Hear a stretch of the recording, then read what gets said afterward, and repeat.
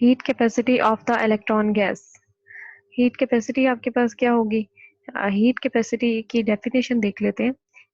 Heat capacity is defined as the amount of heat to be supplied to a given mass of material to produce a unit change in its temperature, और ऐसा unit इसका क्या है? Joule पर kelvin. ठीक है। अच्छा, इससे पता क्या चल रहा है आपको डेफिनेशन से कि किसी भी मैस को आप क्या दें, उसको कुछ हीट देंगे, सप्लाई करेंगे, और उस हीट के सप्लाई करने की वजह से उस मैस के अंदर जो है टेम्परेचर में चेंज आए। यानी उस मैस के अंदर ऑलरेडी आपके पास कोई सा भी मैस है, लेट्स सपोज आपके पास कोई सा भी मैस है, आपने क्या किया, इसको कोई टेम्परेचर हीट ट्रांसफर की इसके अंदर, और अब आप देखेंगे कि हीट ट्रांसफर करने के बाद और पहले उसका टेम्परेचर क्या है। तो जो टेम्परेचर इंक्रीज आएगा, यानी यूनिट चेंज 1 डिग्री चेंज आ जाए, पहले टेम्परेचर जो भी था उससे 1 डिग्री चेंज टेम्परेचर आ जाए, तो हम कहेंगे कि इसके अंदर आपके पास हीट कैपेसिटी जो है वो क्या हो गई। ठीक है। और हीट कैपेसिटी फाइंड करने के लिए हम देखते क्या है कि जो भी एनर्जी होती है पर यूनिट टेम्परेचर हम फाइंड करते हैं। ठीक है, पर यूनिट टेम्परेचर हम फाइंड करते हैं। इसका मतलब है कि आपके पास हीट कैपेसिटी जो है वो हम क्या करेंगे, कितना एनर्जी में चेंज है पर यूनिट टेम्परेचर। इसीलिए उसके यूनिट आप देखिए क्या है आपके पास, जूल पर केल्विन। अब एनर्जी के यूनिट क्या होते हैं? जूल होते हैं। और आपके पास टेम्परेचर के क्या यूनिट होते हैं? केल्विन। तो यहाँ से भी आपको पता चल रहा है कि हीट कैपेसिटी के लिए आप फार्मूला यूज करेंगे curly u by curly t. यहाँ पे देखते हैं हम, according to the Drude and Lorentz, the conduction electrons are treated as free particles as if they are electron gas molecules which obey the classical law of mechanics and statistical mechanics. Furthermore, from the classical statistics, the energy associated with each degree of freedom is 1 by 2 kBT. यानी classically जो है ना, druid और Lawrence ने क्या कहा था कि जो भी कंडक्शन इलेक्ट्रॉन होते हैं हम उनको फ्री इलेक्ट्रॉन कंसीडर करेंगे क्लासिकल मॉडल के अकॉर्डिंगली। हम कहेंगे कि मतलब कोई भी अगर सिस्टम है तो उसमें फ्रीली वो मूव करें, कोई लेवल वगैरह की बात नहीं करेंगे। ठीक है। और जो आपके पास ईच डिग्री ऑफ फ्रीडम में जो इलेक्ट्रॉन है, वो अगर उसकी एनर्जी फाइंड करेंगे तो वो क्या होगी, 1/2 kBT हो जाएगी। और हमें पता है कि आपके पास ओवरऑल कितने degree of freedom, 3 degree of freedom होंगे। तो हम क्या कहेंगे, average energy of 3 degree of freedom क्या हो जाएगा, 3/2 kBT। ठीक है।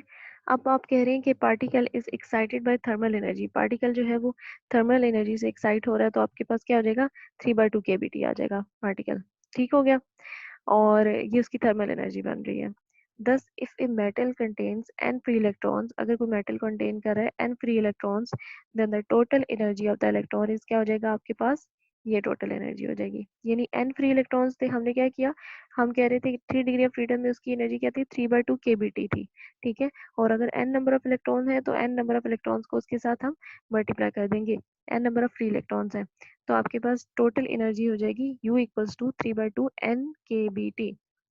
अब आप देखिए कि n क्या होता है आपके पास, n जो है ये आप ऑलरेडी पढ़ चुके हुए, n जो होता है वो स्मॉल n यानी मोलर मास और नंबर ऑफ मोल्स, और ये आपके पास क्या होगा, n एवोगाड्रोस नंबर से मल्टीप्लाई होगा, तो इसके इक्विवेलेंट होता है। यानी n को हम रिप्लेस भी कर सकते हैं स्मॉल n और Na से। तो हमने यहाँ पे n को रिप्लेस कर लिया स्मॉल n और Na से, तो हमारे पास एनर्जी की वैल्यू हो गई U इक्वल्स टू 3/2 NNA-kBT। अब आप इसमें देखें कि आपके पास जो एन ए और के बी होता है ये आर के इक्वल होता है, गैस कांस्टेंट के इक्वल होता है। तो यहाँ पे हमने एन ए और के बी को यहाँ पे रिप्लेस कर लिया आर से, तो यू किसके इक्वल आ गया आपके पास, 3/2 NRT के। ठीक है। अब आप देखिए अगर आपने for n is equals to 1 यानी नंबर ऑफ मोल्स 1 आप ले रहे हैं, तो आपके पास वैल्यू क्या आ जाएगी एनर्जी की, 3/2 RT, 3/2 RT आ रहा है। ठीक है।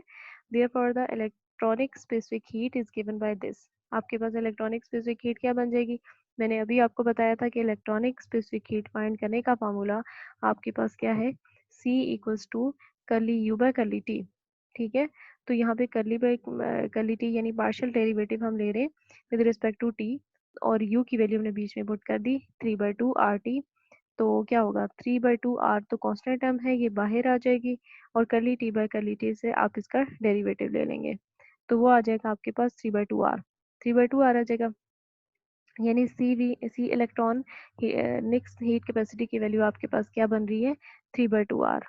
और एक्सपेरिमेंटली आपके पास क्या था, but the experimental measurements shows that the actual electronic heat capacity is 1/100 times of the value यानी एक्सपेरिमेंटल, लेकिन आपके पास क्या था कि आपके पास जो एक्सपेरिमेंटल रिजल्ट फाइंड किए गए थे वो इस वैल्यू से 100 टाइम्स डिफरेंट वैल्यू थी, ठीक है, इस एक्चुअल वैल्यू से।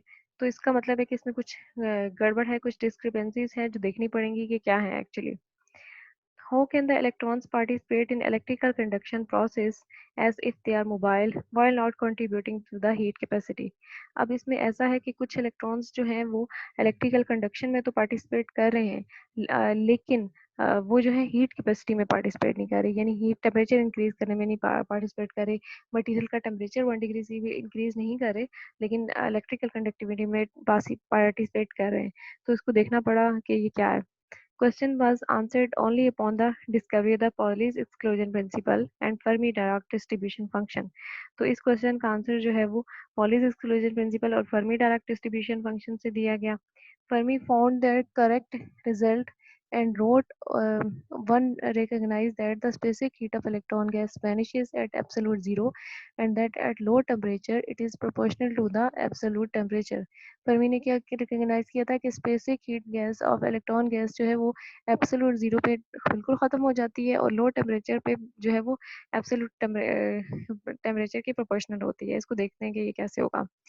When we heat the specimen from absolute zero, not every electron gains energy as expected classically, but only those electrons in orbital within energy range of the Fermi level are excited thermally and go to the higher energy state above the Fermi level. अच्छा, इसने एक और भी इसमें conclusion निकाला था, जिससे classical तो हम कहते हैं कि कोई लेवल या कोई इस तरह की चीज़ है ही नहीं, हम कहते हैं बस इलेक्ट्रॉन्स ऐसे सिस्टम के अंदर हैं, अगर हम उन्हें टेम्परेचर देंगे, एनर्जी देंगे तो या कोई हम हीट देंगे तो उनका टेम्परेचर इंक्रीज हो जाएगा और वो मूव कर जाएंगे।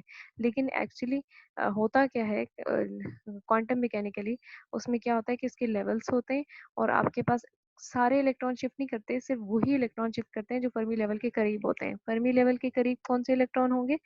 जैसे आप बना के देख लें, ये आपके पास है, ये आपके पास है ना फर्मी लेवल, और फर्मी लेवल से जो स्टेट्स हैं आप देखेंगे ये भी स्टेट है, ये भी स्टेट है, ये भी स्टेट है।